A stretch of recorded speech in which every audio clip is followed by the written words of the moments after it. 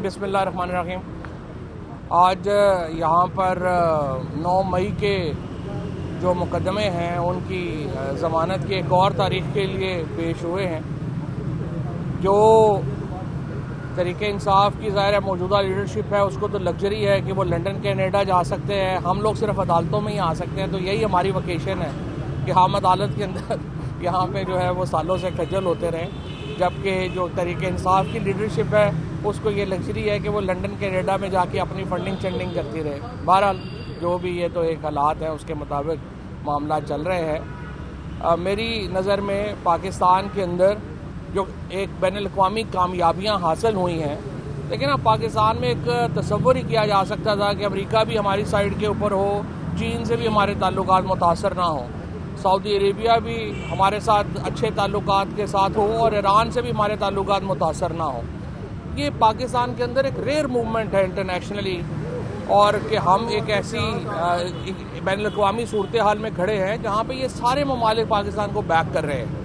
इस वक्त ज़रूरत इस बात की थी कि पाकिस्तान के अंदर भी हम एक जो पॉलिटिकल वोटैलिटी है, पॉलिटिक्स के अंदर जो एक तूफ़ान मचा हुआ है उसको हम थामते और थोड़ा थम करके नीचे ला कर वो थोड़ा तूफ़ान थमता और हम टेम्परेचर नीचे लेके आते, ताकि पाकिस्तान के अंदर एक लगे कि एक इतनी बड़ी जब कुव्वतें पाकिस्तान के साथ हैं खड़ी बाहर, तो पाकिस्तान के अंदर भी कोई सुकून है। अगर पाकिस्तान के अंदर रोज़ ये लगेगा कि सुकून नहीं है, पाकिस्तान के अंदर एक पॉलिटिकल टर्मोइल बरपा रहेगा, एक सियासी तूफ़ान बरपा रहेगा, कौन पाकिस्तान में इसके बावजूद आप देखिए ना कि बैनुल-अक़वामी इतनी कामयाबियों के बावजूद पाकिस्तान के अंदर कोई इन्वेस्टमेंट नहीं आ रही।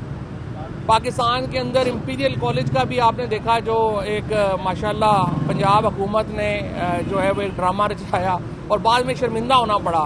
कोई देखे पाकिस्तान में इस वक्त बैनुल-अक़वामी इन्वेस्टमेंट, बैनुल-अक़वामी ऑर्गेनाइजेशन पाकिस्तान में नहीं आ रही। पाकिस्तान से तो जो बैनुल-अक़वामी कंपनियां हैं वो पैकअप कर रही हैं, जा रही हैं। उसकी बड़ी वजह यह है कि हमारे यहाँ जो हुकूमत है, जिन्होंने यकीनी तौर के ऊपर बैनुल-अक़वामी कामयाबी समेटी हैं, वो पाकिस्तान के अंदर इन कामयाबियों को ट्रांसलेट नहीं कर पा रहे। और इसलिए मैं ये समझता हूँ कि वक्त आया है पाकिस्तान में कि इसको, कल सुहेल आफरीदी साहब ने जो नए वज़ीर आला हैं खैबर पख्तूनख्वा के, उन्होंने बड़ी ज़िम्मेदाराना बात की है। देखें, एक तो एक सूबे का वज़ीर आला जो 2/3 अक्सरियत से मुंतखब हुआ हो, आप उसे जेल में अपने लीडर से मुलाकात ना करने दें, ये वैसे ही कितनी तौहीन है उस सूबे के अवाम की। इससे आप अंदाज़ा लगाएं कि माइंडसेट क्या है। और अगर आपने उसके बाद उनको देखा हो, उसके बावजूद जब अदालत का 3 रुकनी अदालती बेंच ने उनको ऑर्डर किया, वो नहीं मिल सके, इसके बाद उन्होंने फिर कहा कि इमरान खान और हम मुज़ाकरात के हामी हैं। मैं समझता हूँ कि ये एक बड़ी मुस्बत बात थी सुहेल आफरीदी साहब की तरफ से, और ये वो चीज़ें हैं इस वक्त पाकिस्तान के अंदर। आपके पास 2 चीज़ें हैं, या आप एंगेजमेंट करेंगे या आप तरीके इंसाफ को, सुहेल आफरीदी को पुश करेंगे कि वो आपके खिलाफ एक और मूवमेंट खड़ी करें। आप एंगेजमेंट करें, क्योंकि अगर दोबारा इस वक्त मूवमेंट का माहौल जो बनना शुरू होगा, उसके नतीजे में तरीके इंसाफ को असम्बलियों से इस्तीफे देने पड़ेंगे। उसके नतीजे में पाकिस्तान के अंदर सियासी टेम्परेचर बढ़ेगा और ये टेम्परेचर फिर अगले 1-2 साल नीचे नहीं आएगा। जो अकल की बात है वो तो ये है कि जो इस वक्त खैबर पख्तूनख्वा के वज़ीर आला भी, बाकी तमाम तहरीक इंसाफ के लोग भी और ख़ुद इमरान खान भी कह रहे हैं एंगेजमेंट होनी चाहिए। इस एंगेजमेंट के मौके को इस वक्त ज़ाया नहीं करना चाहिए। और अगर चाहे हुकूमती वज़रा ने कहा कि वो एप्लीकेशन दें तो हम बनीगाला शिफ्ट कर देंगे, ये देखिए ये बातें ना करने वाली हैं। अगर आपने प्रैक्टिकली कुछ करना है तो बुशरा बीबी को बनीगाला शिफ्ट कर दें, इससे टेम्परेचर नीचे आएगा। आप इमरान खान को जो है वो अगर उनसे बातचीत करने से पहले बुशरा बीबी की जो बेल है उसकी हेयरिंग कर ले, उससे टेम्परेचर नीचे आएगा। पॉलिटिकल वर्कर्स के साथ जो हो रहा है, और पॉलिटिकल वर्कर जो तरीके इंसाफ का है, वो तो दोनों तरफ से पिस रहा है। एक तो अपनी लीडरशिप उसको नहीं पूछती, हुकूमत जो है उसके पीछे पड़ी हुई है, और उसके बाद ज़्यादातर लोग गरीब तरीन लोग हैं जिनको अपनी लीडरशिप ने भी जो है वो त्याग दिया है, उनके तरफ कभी कोई नहीं गया। इवन जो सीनियर लीडरशिप है, शाह महमूद कुरैशी हैं, यास्मीन राशिद हैं, एजाज चौधरी हैं, महमूद रशीद हैं, उमर चीमा है, इनकी क्या हैसियत है पॉलिसी की डिसीजन मेकिंग में? कोई हैसियत नहीं है।